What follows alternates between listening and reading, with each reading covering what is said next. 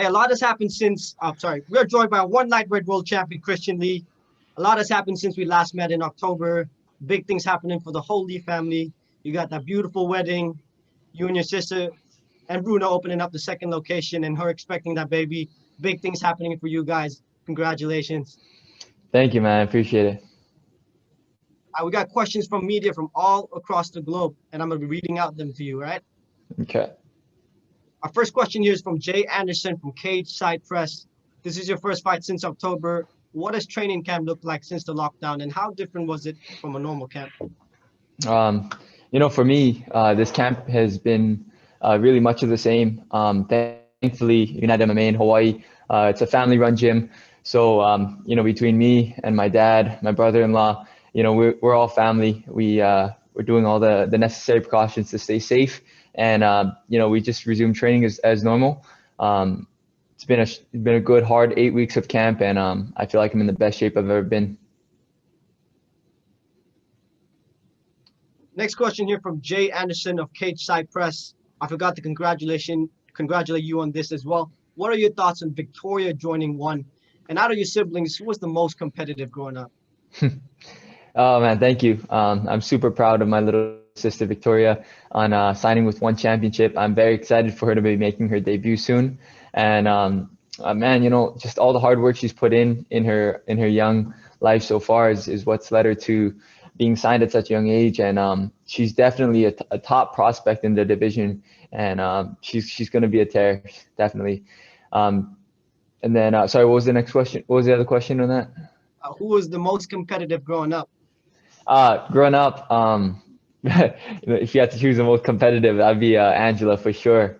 Big sis. She's she had a lot of fire growing up. She still does to this day. Yeah, that was hers growing up. Yeah, we've definitely seen that firsthand. We got another question here from Jay Anderson. How much of a confident boost was it to enter the Grand Prix late last year and come away with the win? For me, it wasn't so much that it was a confidence booster because I felt the confidence was already there. That's the reason I took the fight, and I took it on 10 days notice. Many people considered Daggy to be the number one contender in the division at the time, and I believe he was as well. So for me, that was like my first title defense in a way. Although it was for the Grand Prix belt, he was the number one contender, and I took him out. So I felt very confident going into that match. I knew that, ever since I won the belt, I was the best in the division, and I was prepared at any moment to face anyone in that division. And so that's why I stepped up in short notice. Another question here from Conan Daly. Do you think Iuri is undefeated because he is extraordinary, or because he has not met an opponent as tough as you? I think the only reason Yuri's still undefeated is because he hasn't fought me yet. So, he's very talented. He's a dangerous fighter, but no, I don't see anything special in this guy that I can't tear through. And you look like you've really been filling out into this lightweight frame. You feel like you're going to be staying here at lightweight for a long time? Absolutely. Lightweight division is my new home. This is where I feel healthiest. This is where I feel strongest. And I'm definitely not going anywhere until I clear this whole division out. That's going to be exciting to see. We got a question from Jude of Overtime Heroics MMA. What do you think will be Iuri's approach to this fight? Do you think he'll grapple, or do you think he'll lean towards the striking a little bit more? I think Yuri's going to be very confident coming into this match. I feel that because of the fact that he's undefeated, he's finished every one of his opponents. He hasn't faced real opposition yet. So I think he's going to bring the fight right towards me. We're going to meet in the middle, and we're going to have an early clash. He's definitely going to try to strike with me first, and I feel that he thinks he has the advantage everywhere. So once we meet in the first early exchanges, I think he's going to find out real quick.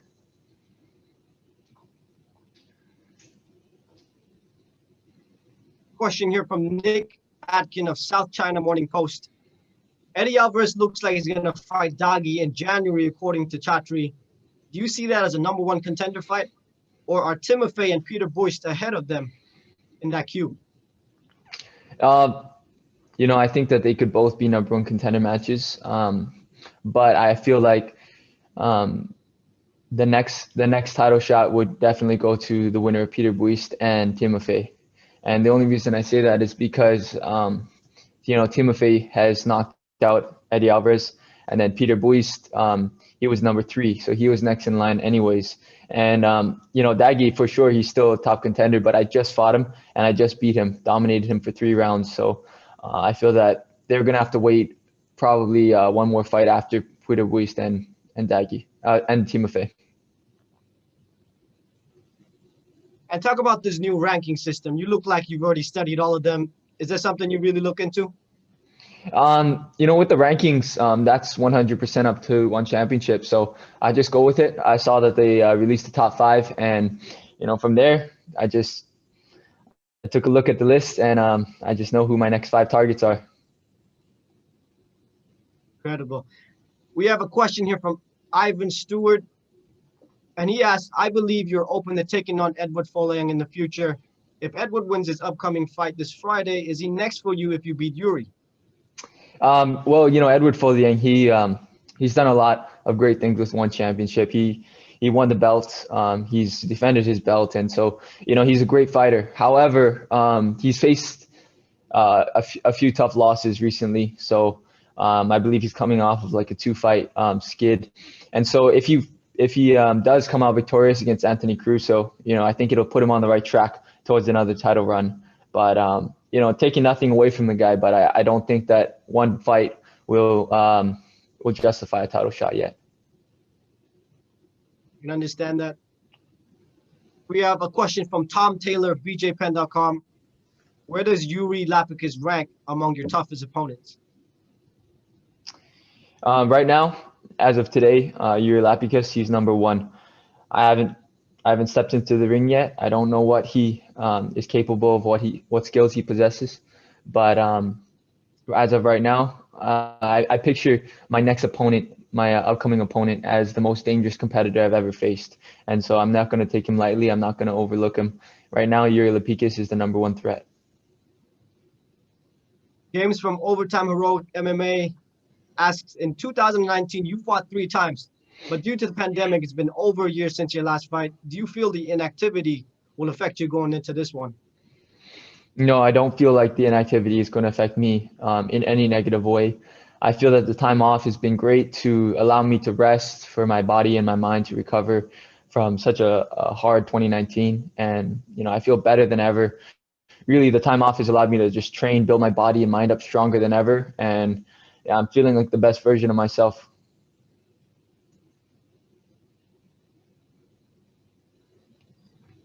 You took care of business against Sagit Arslan Aliyev, a highly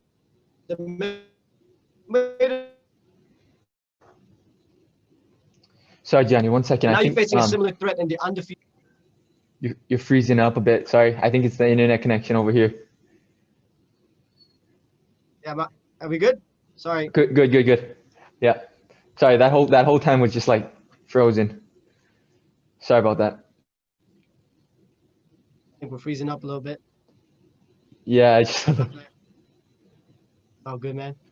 Now you took care of business against Sagit. A lot of people thought that was going to be a really tough matchup for you, and you made that one look pretty easy. And now you're facing a similar threat in Iuri Lapicus. You talked about how that victory has gave you confidence. Have you ever doubted yourself going into one of these big bouts? No, I never allow myself to have any room for doubt.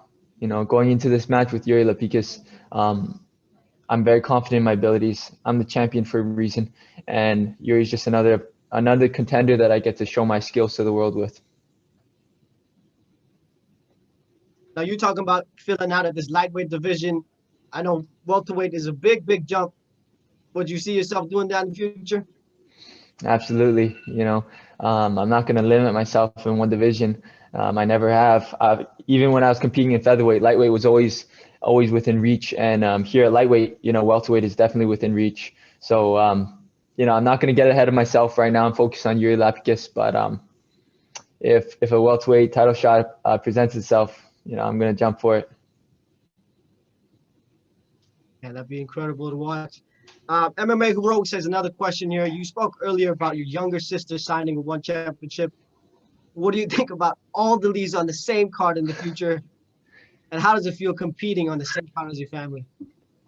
Oh man, all of the Lee siblings on one championship card, man. That would we'd have to get a bigger stadium, and we'd definitely, that would be a very amazing experience. We'll see if the timing lines up for that. But man, there's just such amazing talent that runs through the Lee blood, and I'm just so incredibly proud of all of my siblings. And you know, my little sister is signed. My little brother, he's growing. He's coming up. We'll see if he chooses to make this his career as well. But you know, it's very possible that you could see 4 Lee siblings fighting on one card.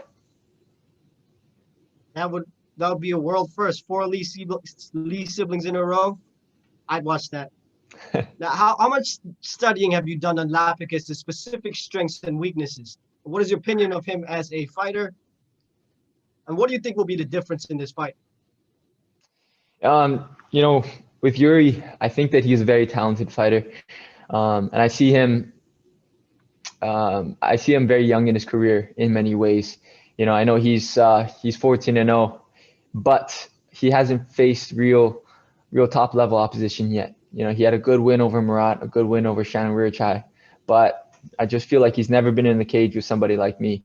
And so I plan on bringing him into deep waters and drowning him there. You know, he's dangerous. He's hungry. He definitely believes in himself for this one, but it's not going to be enough.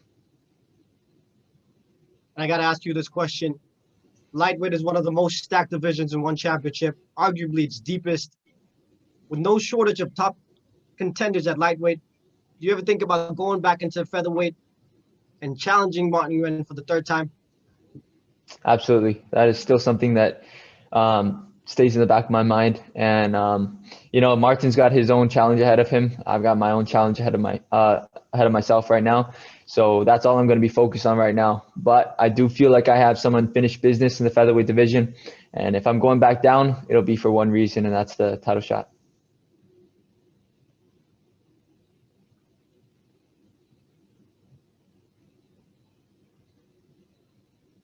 Sorry, you cut up a little bit there. No problem. You want me to repeat it? No, I think we got that one. Yeah. Okay. Question from Nick Atkins, South China Morning Post. What did you make of Denise Zamboanga saying that Angela should vacate her atomweight title? Oh, I thought it was quite funny that Denise would be calling for Angela to relinquish her title. You know, Angela was the first ever atomweight women's champion in ONE history. She was the first women's champion ever. So, and then from there, she went on to defend her belt multiple times. Nobody's beaten her in the atomweight division, and no one's really given any argument to be the #1 contender for that division. You know, they came out with the ranking system, so that's why, you know, Denise was ranked as #1. So I'm sure that's why she feels entitled to her opinion. But in no way does Angela need to give up her belt. She has earned her spot there, and there's been no one in that division who came even close to touching her. She's finished all of her opponents so far, and aside from me, Yamaguchi, who's a tough veteran. So, you know, I absolutely feel like she's earned her right to remain champ in that division. And it's not like she's gone forever. You know, she's going to be doing her thing, becoming a mother, having her baby. From there, she plans on getting right back into camp and defending her belt. So, you know, I give her amazing props for that. And she's just an extremely strong-willed person. So I'm excited to watching my sister come back, and in no way does she need to give up her belt during this time.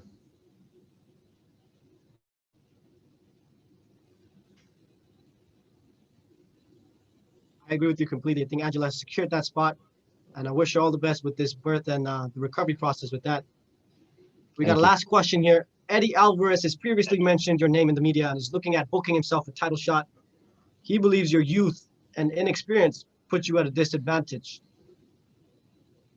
If you get past Iuri Lapicus, is that a matchup that interests you? You know, the fight with Eddie Alvarez, that's always been something that's interested me ever since he signed with ONE championship. You know, it's a great opportunity for me and for him. You know, I know that Eddie Alvarez signed with ONE championship for one reason, and that's to claim the lightweight gold. That's what I have, and that's why he's constantly calling me out. He's got a tough match ahead of him with Daggy, and so we'll see how he does in that one. But you know, if he gets past them, we'll see. You know, I'm always open to a new challenge, and man, I'd love to take out another big name for sure.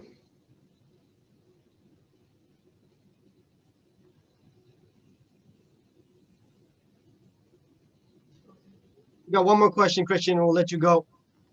You've already accomplished so much as an athlete, but you're still only 22, really following your sister's footsteps. How much growing did you still have to do? How much better you think are you going to get? Oh man, for me, you know, the scary thing is at 22 years old, after claiming the lightweight gold and the lightweight Grand Prix gold, I feel like I'm still at the beginning of my journey. I feel like I'm just starting to reach my full potential, and I'm not even close to there yet. So for everyone else in the lightweight division, man, they're in for a tough time because I'm not going anywhere. The sky is the limit for you, my friend. Thank you so much for your time. All the best this Friday night. Get some No rest. problem. Thank you, man. Good talking with you.